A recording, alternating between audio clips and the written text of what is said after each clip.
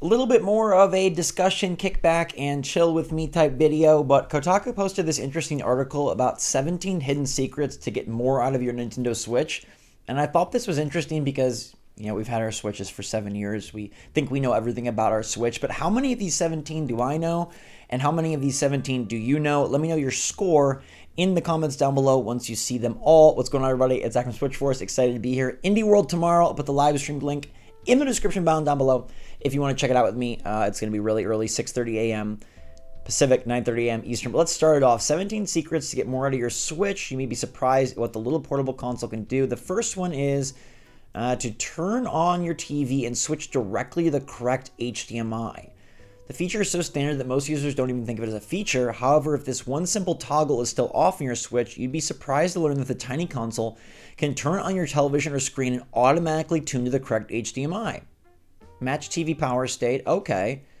That's pretty nifty. I mean, I feel like that's happened, but I don't think I consciously knew it was happening, but I must have at some point. So I'll give myself 1 for 1. Download games while in sleep mode, though you need a wired connection. As handy as it can be, most consoles don't automatically download your apps or games in rest mode. The PS5 requires you to turn on a few settings. Still, if you have a wired internet connection going for you, go into settings and scroll down to sleep mode, then turn on maintain internet connection and sleep. Dude, how many of you have a wired connection with your Switch dock? I do not. I'm 1 for 2. I did not know about this, but I definitely did not know it was in wired mode only. I don't absolutely don't ever have a wired connection with my Switch. Zoom in on tiny text. I did know about this one. The regular Nintendo Switch has only a mere 7 inches of screen real estate, but if you go to System, Zoom, you can zoom in. I have seen this happen. My brother has this on permanently on his iPhone, so he can triple tap or something to zoom in. I think that's very bizarre, but I do understand. Well, I don't really understand. I don't know why you'd want to zoom in on your Switch. I guess if you can't really see it, but then why wouldn't you be playing your TV? I don't know. Anyways, okay, it has a zoom. I knew that. 2 for 3.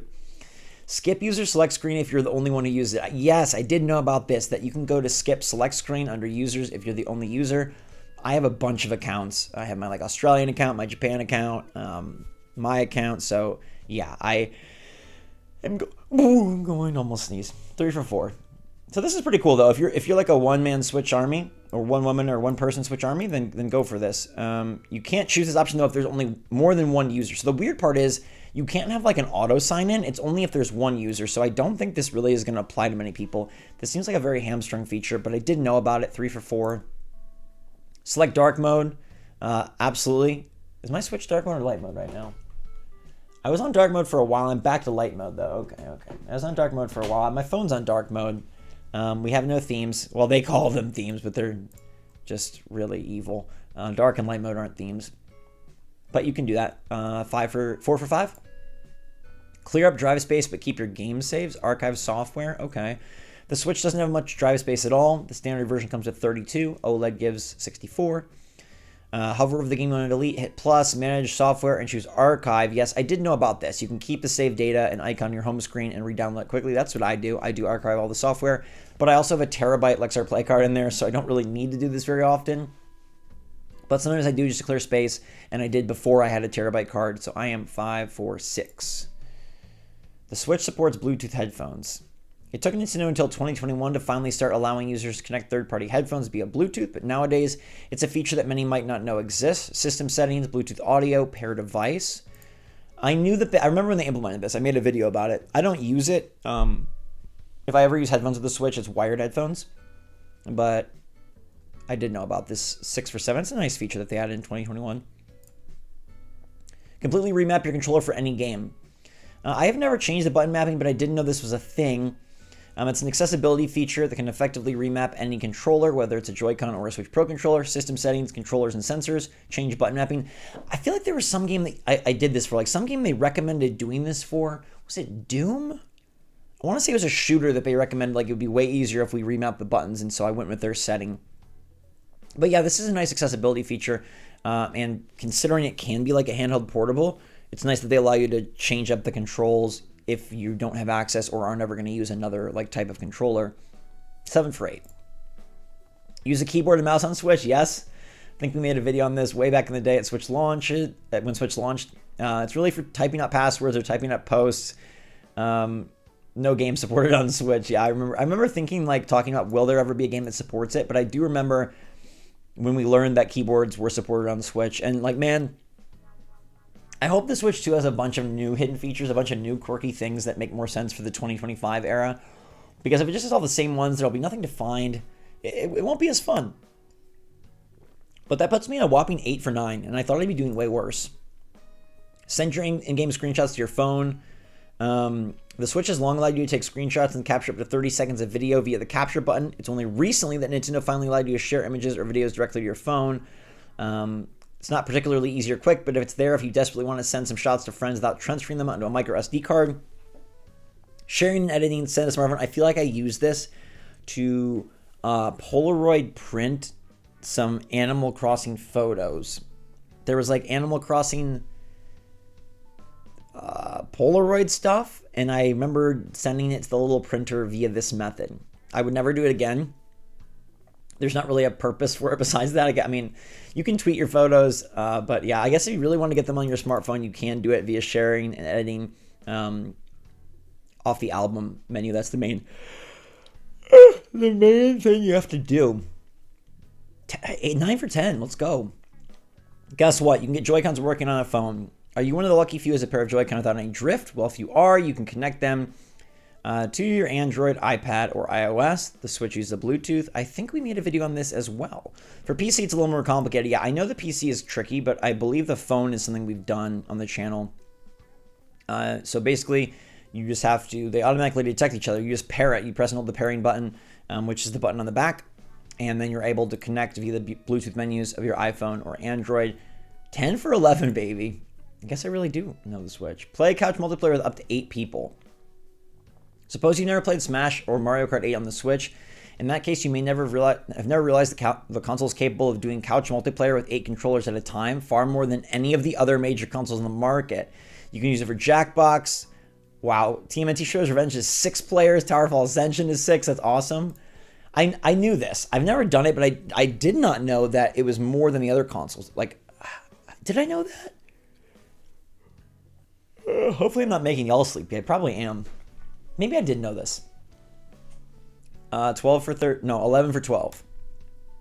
Cool that they're the most of any system, though. Crazy that Nintendo would be the one that offers that. Supports cloud saves.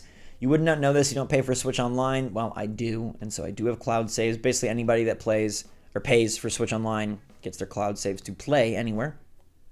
I also have a big SD card, so it's not a problem, but I do know about cloud saves. 12 for 13. The Switch is a mobile app with relatively solid parental controls. While there's the normal Nintendo Switch Online app that lets you control your console, but buy games and download titles from afar, the lesser-known app available to the console is much more intricate and fine-tuned for parents. Interesting, there's a parental controls app. I did not know this one. I knew about the Nintendo Switch Online app. I did not know about a Switch parental controls app, although that's pretty cool. They can set play limits and regimen it to specific days of the week. It will alarm the user that they've been playing too long. It's time to go to bed. It's kind of nifty as long as it's not micromanaged. I'm so sorry about the yawns. It just hit me all of a sudden. Sometimes you just start talking and the yawns just come. I'm not even that tired. Okay, I did not know this one. So I'm now 12 for 14. This is only the second one I did not know. I knew about the Switch Online app. Find your lost Joy-Con vibration. I did know about this. The Joy-Cons fall between the couch cushions. You can go into controllers, find controllers, and then the controller should automatically connect and start vibrating. If it's in range, you can follow the sound and find its hiding spot. You can also hide people's Joy-Con and play a makeshift game. Like if you have no Switch games, you got a Switch with no games, this is the game you can play. Comes free with every Switch. 14 for 16. And the final secret, one Joy-Con has an IR sensor. Yes, I knew. I thought everybody knew this. Even though the left and right Joy-Con look identical with their face buttons and stick swap, the right Joy-Con actually has a bit more functionality thanks to the added IR sensor. It's found on the bottom of the Switch controller, and it's ostensibly there for its object detection to aid with motion controls. It gets used for Ring Fit Adventure. It's part of the reason Mario Kart 8 Deluxe has motion controls. I think it was definitely used in 1-2 Switch, that classic, but I didn't know about this. Would I have told you that both had an IR sensor? I might have, so maybe I get a half point for this. Because I knew that one had an IR sensor. Well, I knew that the Joy-Con had an IR sensor. I don't know if I knew that it was one versus both. So I'm going to give myself, I guess, a 15.5 out of 17 on this test. Oh, no, there's one more. What am I at? 14. I'm at 14. I'm at 13.5 out of 16. Turning your Switch into a squeaky toy. Every Switch owner knows you need to press the same button 3 times to unlock their device. Most people simply motor on A 3 times. Nintendo added a little Easter egg for anybody pressing other buttons. Try clicking on the thumbsticks or hitting the triggers. You'll hear a unique sound for each button. Will it change how you use your Switch? Absolutely not. It's cool and funny. You're darn tootin'. I don't think well, now that I read it, I feel like I have heard this before, but I don't think I would have known this if you would have told me. I just hear the typical like click, click, click. I didn't know there's other squeaks and sounds, but did I? Maybe I did. Another half point. So I'm going to give myself 14 out of 17 total, a missed 3, but really like I missed up to parts of 5, but it's 3 that I missed. So the 3 that I missed were download games while you're in sleep mode, though you need a wired connection. I did not know about that. Let's see.